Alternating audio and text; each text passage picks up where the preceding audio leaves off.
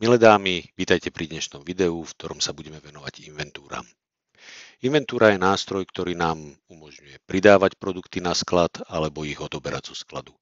Keď inventúra pridáva položky na sklad, tak sa chová presne takisto ako nákupná faktúra. Keď odoberá zo skladu, chová sa takisto ako objednávka.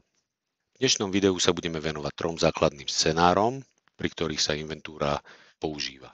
Prvým je, že začínam so systémom Beauty CRM a potrebujem si zosúladiť to, čo mám vo fyzickom sklade a to, čo mám v systéme. Druhým príkladom je, že si vyberiem niečo pre vlastnú spotrebu. Tretím príkladom je, že si požičam niečo od kolegyni z Mary Kay, kvôli tomu, aby som vedela čím skôr vybaviť predajnú objednávku. Takže ja som si nahral prvú faktúru, keďže očakávam, že položky z tejto faktúry mám ešte stále na sklade. Urobil som si inventúru vo fyzickom sklade a zistil som, že antioxidačný hydratačný krém pre normálnu a suchú pleť a čistiaci krém pre normálnu a suchú pleť mám iba jeden na sklade namiesto 3. Otvorím si inventúru.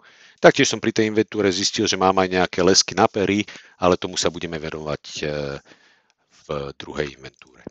Hej, takže otvorím si inventúru, zadám si názov inventúry, moja prvá inventúra.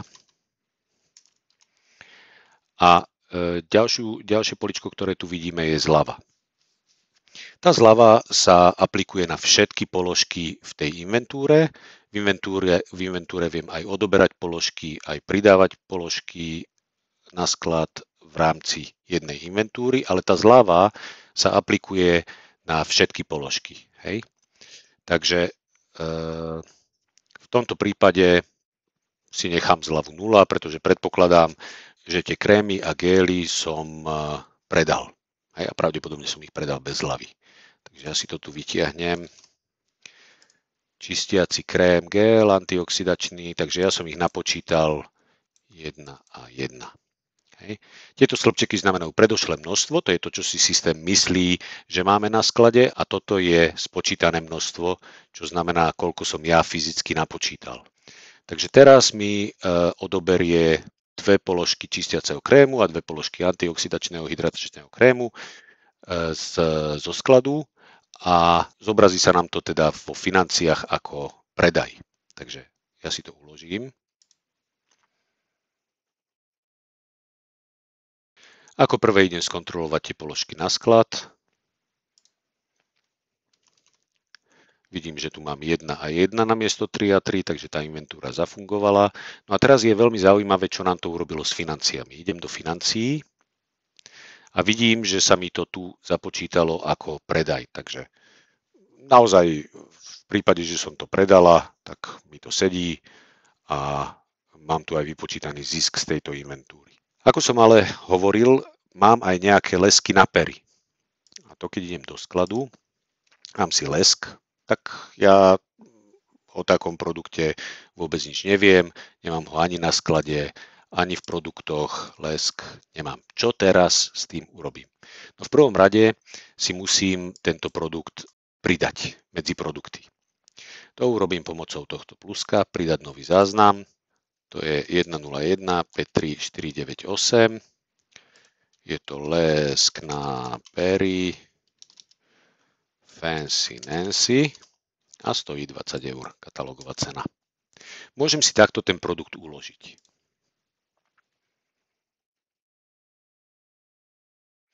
Mám to v produktoch. Čo je ale zaujímavé, mám tu taký žltý výkričník, ktorý hovorí, že približná cena. Je to preto, lebo som ten produkt zadal manuálne a systém nevie povedať, či je tá cena správna alebo nie. Takže lepšia cesta, ukážeme si pri druhom. Ešte mám druhý lesk na pery, ktorý mám na sklade a nemám ho medzi produktami. A to je lesk na pery Berry Delight.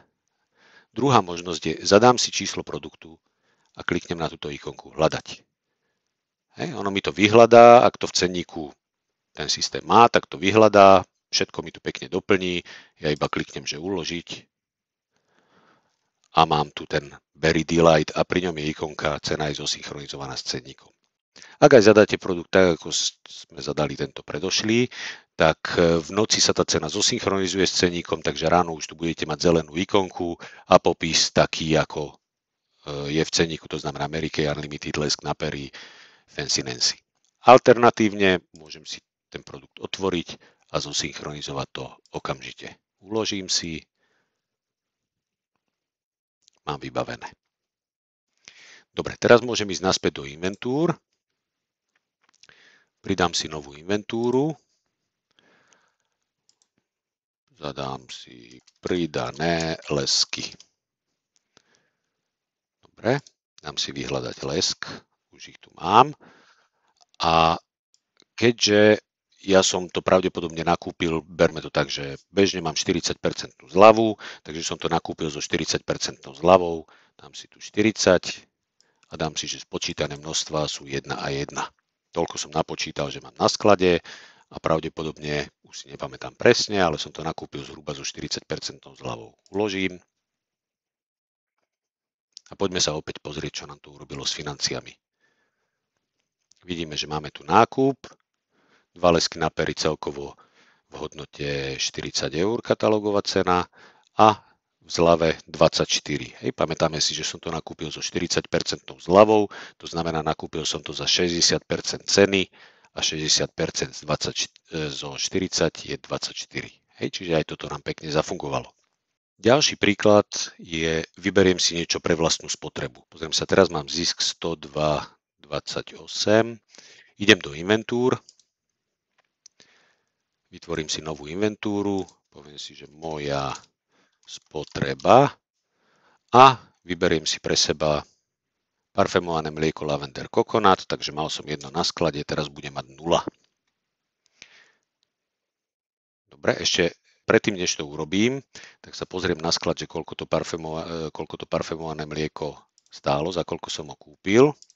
Takže parfémované mlieko Lavender Coconut, kúpil som ho za 10,86. Dobre, idem teda do tých inventúr. Moja spotreba. Zľava, keďže to vyberám pre svoju spotrebu, tak je zľava 100%, hej, pretože nechcem, aby sa mi to započítalo do predajov. Nájdem si to parfémované mlieko, dám, že teraz to mám 0, lebo som si ho vybral pre seba. Uložím a idem sa pozrieť, čo mi to urobilo. Vidím, že celkom je to minus 23,50, takže vidím, že tie celkové predaje sa mi znížili o 23,50 a zisk sa mi znížil o to, čo to mlieko, za čo som to mlieko kúpil. Treťou možnosťou, kedy by sme chceli použiť inventúru, je pri predajných objednávkach. To znamená, máme nejakú objednávku, chýba nám do toho 1 kus, 2 kusy niečoho, tak zavoláme kolegyni z Mary Kay, ktorá to má, ktorá nám to je ochotná poskytnúť, predať, prípadne aj so svojou zľavou. No a my to chceme potom na ten sklad nejako dostať a uzavrieť objednávku. Takže poďme po rade, ideme do zákazníkov.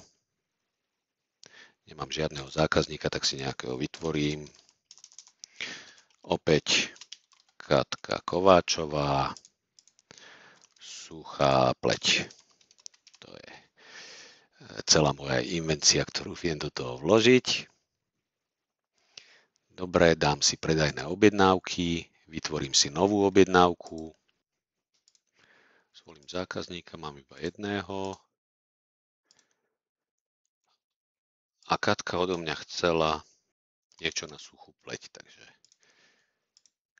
krém, antioxidačný, hydratačný krém. A predpokladajme, že chcela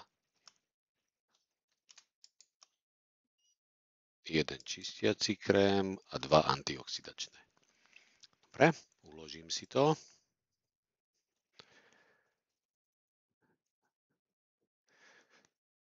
Pozriem sa na sklad a vidím, že mám 1 a 1. Hej. A vyskúšam ten systém, či ma to pustí. Dám, že dodaná. Áno, chcem zmeniť stav na dodaná. A dám uložiť. Dostanem nedostatočný stav zásob, nie je k dispozícii dostatok tovaru na sklade. Takže Volám teda Marike, či mi vie dať antioxidačný hydratačný krém, ona povie jasné, dám ti to, ja to mám zo 40% zľavou, dám ti to zo 40% zľavou, idem teda k Marike, zoberem ten krém a mám ho teda už u seba na fyzickom sklade. Idem do inventúr, potrebujem teraz systému povedať, že OK, tak potrebujem ten krém pridať na sklad. Kúpené od Mariky.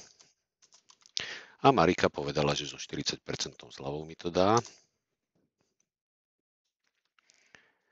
Dobre, a bol to antioxidačný tento. Takže dám si, že mám na sklade 2 so 40% zľavou. Pridám to.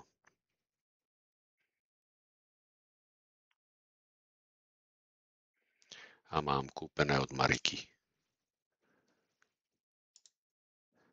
Hej. Keď sa pozriem na financie, opäť tu vidím zvýšený ten nákup. Keď si pamätáme, tak predtým to bolo 40, teraz je to 82, takže tých 42, čo som kúpil od Mariky, tak to tu mám. No a teraz, keď idem do predajných objednávok, otvorím si to, tam zase, že dodaná, uložím, tak mi to prejde. Skvelé. Opäť idem do financií, už vidím, že ten zisk už mi narástol podstatne. A keď idem do skladu a pozriem si, že koľko toho mám ešte na suchú pleť, tak už nemám nič, lebo všetko som už predal. To je k inventúram všetko. Ak by ste mali nejaké ďalšie otázky, komentáre, môžete to posunúť ako komentár k tomuto videu na našu facebookovú stránku alebo e-mailom a ja sa pokúsim adresovať tieto otázky v niektorom z ďalších videí.